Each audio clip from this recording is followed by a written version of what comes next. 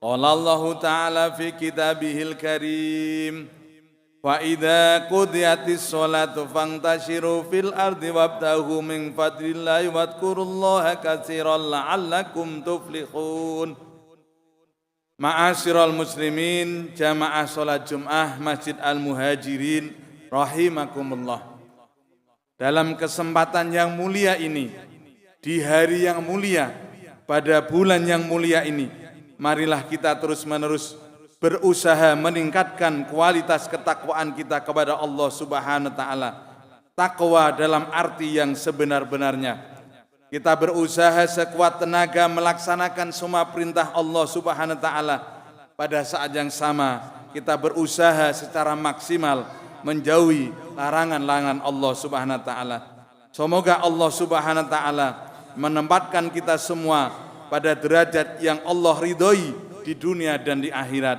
Amin amin ya Allah ya rabbal alamin. Ma'asyiral muslimin, jamaah salat Jumat rahimakumullah.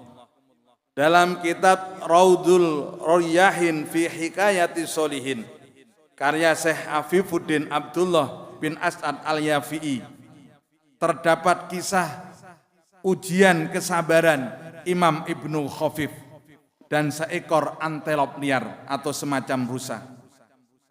Imam Ibnu Khafif bercerita, qala dahaltu Baghdad qasidan al-jam'ah ila akhir kisah, yang artinya aku memasuki kota Baghdad dengan tujuan menghadiri sebuah perkumpulan.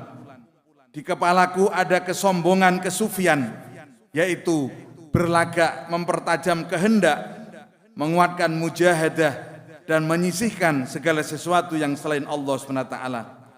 Aku tidak makan selama 40 hari lamanya, tidak pula bergabung dengan perkumpulan Imam Junaid al-Baghdadi. Aku keluar dan tidak minum. Ketika aku hendak bersuci, aku melihat seekor antelop liar atau semacam rusa di atas sumur dan sedang minum. Aku sangat kehausan pada saat itu. Ketika aku mendekati sumur, antelop liar itu melarikan diri. Ketika itu airnya telah berada di titik terbawah sumur, tidak dapat diambil lagi. Aku berjalan pergi sambil berkata, wahai Tuanku, milikmu di sisimu ya Allah, milikku di sisimu ya Allah, telah berpindah ke antelop ini. Kemudian aku mendengar seseorang berkata dari arah belakangku, kami mengujimu dan kau tidak sabar, kembalilah dan ambillah air. Sesungguhnya antelop itu datang ke sumur tanpa membawa sampan atau tempat untuk menyimpan air dan tanpa membawa tali untuk menimba. Sedangkan kau datang membawa sampan dan tali. Maka aku kembali, ketika itu air sumur sudah melimpah. Lalu kepuni sampanku atau tempat untuk menyimpan air. Aku pun minum darinya serta bersuci dengannya sampai di Madinah. Dan air itu tidak habis. Ketika aku pulang dari haji, aku memasuki perkumpulan atau majelisnya Imam Junaid al-Baghdadi. Ketika aku berhadapan dengannya, Imam Junaid al-Baghdadi berkata, andai saja kau bersabar sesaat lagi, akan bercucuran air dari bawah telapak kakimu. Setelah mengalami ujian ketidaksabaran, Imam Ibnu Khafif menyelam ke dalam diri untuk menjernihkan hatinya. Ia kemudian melakukan riyadhah atau kontemplasi ketat sehingga bertaubat atas kegagalannya dalam menguatkan kesabarannya. Ketika kecongkakan hadir, meski dalam rupa yang mempesona sekalipun, seperti penguatan mujahadah, peningkatan ibadah, ia akan menjadi celah masuknya bisikan setan. Imam Al-Ghazali menyebutnya sebagai madokhilis syaitan atau pintu masuknya setan yang terbuka ketika prasangka atau perbuatan buruk dilakukan manusia. Ma'asyiral hadirin jamaah salat Jumat Masjid Al-Muhajirin yang dimuliakan Allah.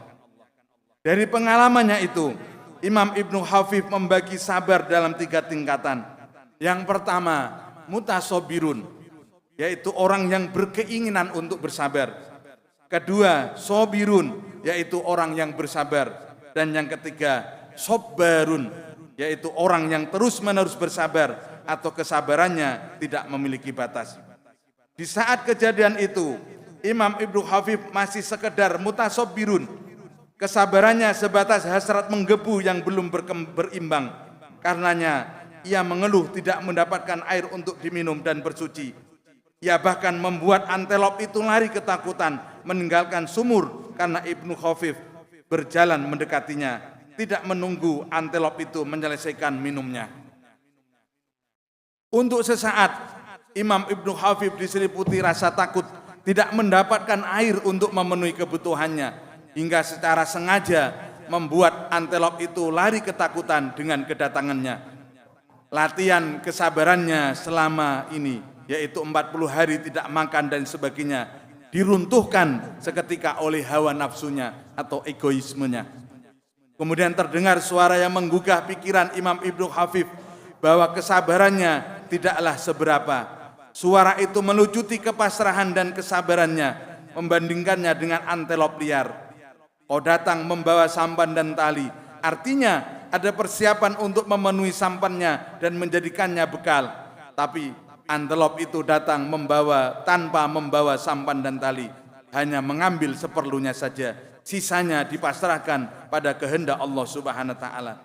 Sentilan penuh makna juga diberikan Imam Abu Sulaiman Ad-Darani yang mengatakan, wallahi ma nasbiru ala ma nuhibbu fa kaifa ma ala ma nakrahu.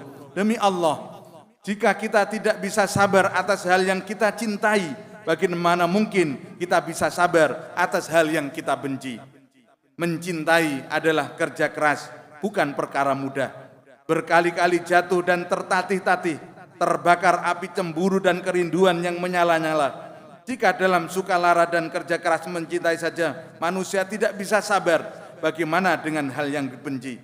Apakah masih ada ruang untuk kesabaran? Maka dari itu, kesabaran harus tetap tergenggam. Karena itu, kita tidak tahu apa yang akan terjadi ketika kita terus menggenggamnya. Ada banyak kemungkinan di depan kita. Tapi sekali kita melepaskan kesabarannya, kemungkinan itu akan lenyap. Seperti kata Imam Junaid Al-Baghdadi yang membocorkan salah satu kemungkinan dari hasil kesabaran Imam Khafif, yaitu dengan mengatakan, andai saja kau bersabar beberapa saat lagi, akan bercucuran air dari bawah telapak kakimu. Ya, kita memang tidak tahu apakah air itu akan benar-benar keluar dari bawah telapak kaki Imam Ibnu Khafif atau tidak. Yang pasti selalu ada hasil dalam bersabar. Selalu ada hasil dalam bersabar. Namun perlu diperhatikan, janganlah bersabar untuk mendapatkan hasil. Hal itu salah. Sebab penyesalan terbesar Imam Ibnu Khafif bukan karena tidak diperolehnya keuntungan atau hasilnya, tapi jiwanya kembali keruh setelah sekian lama ia berusaha menjernihkannya. Bersabar adalah wajib. Setiap hamba yang tertimpa musibah, maka wajib bersabar dari awal ujian datang hingga mendapatkan jalan keluarnya. Sabar merupakan tombak utama dalam iman. Semakin tinggi kesabaran kita, maka semakin tinggi pula iman kita. Sabar merupakan kunci utama untuk memperbaiki keadaan. Seperti halnya bulan Ramadan, hadirnya bulan Ramadan, salah satunya adalah untuk melatih kesabaran kita. Melatih kesabaran menjadi salah satu aspek penting dari ibadah puasa yang kita lakoni, yang kita jalani. Dengan menahan diri dan menjaga kesabaran, maka kita bisa menjadi pribadi yang lebih baik dan lebih bermoral. Oleh karena itu, di bulan yang penuh berkah ini, marilah kita manfaatkan waktu untuk melatih kesabaran kita dalam berbagai aspek kehidupan. Mari kita manfaatkan bulan Ramadan ini dengan sebaik-baiknya, sehingga tidak ada penyesalan ketika bulan Ramadan yang mulia dan istimewa ini meninggalkan kita. Maka masih sangat pas dan sangat relevan kisah tentang Raja Dzulqarnain dan pasukannya dan tentaranya kami sampaikan lagi. Ma'asyiral muslimin, jamaah salat Jumat rahimakumullah. Ada sebuah kisah yang ditulis oleh Buya Hamka mengenai Raja Dzulqarnain dan para pasukannya yang sedang melakukan perjalanan untuk melakukan suatu daerah. Raja Dzulqarnain dan para pasukannya harus melewati sebuah sungai di malam hari.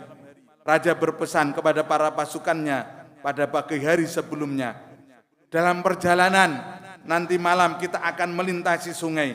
Ambillah apapun yang terinjak yang ada di sungai itu. Ketika malam tiba dan sesampainya di sungai, ada 3 golongan pasukan yang membersamai Iskandar Dzulqarnain. Mereka memiliki pilihan sikap yang berbeda saat melintasi sungai. Golongan pertama, mereka tidak mengambil apapun dari sungai itu karena yakin itu adalah batu. Mereka berpikir bahwa sungguh teramat menyusahkan diri jika membawa batu-batu sungai itu. Golongan pasukan kedua, karena tidak mau melanggar perintah raja, mereka mengambil apa yang mereka injak, namun ala kadarnya. Dan golongan pasukan ketiga, mereka mengisi kantung-kantung bawaan mereka dengan apa yang mereka injak selama melewati sungai itu. Ya, sebanyak-banyaknya. Lalu tahu apa yang akan terjadi? Saat pagi tiba, Raja Iskandar Dzulqarnain bertanya kepada pasukannya apa yang telah didapatkan semalam.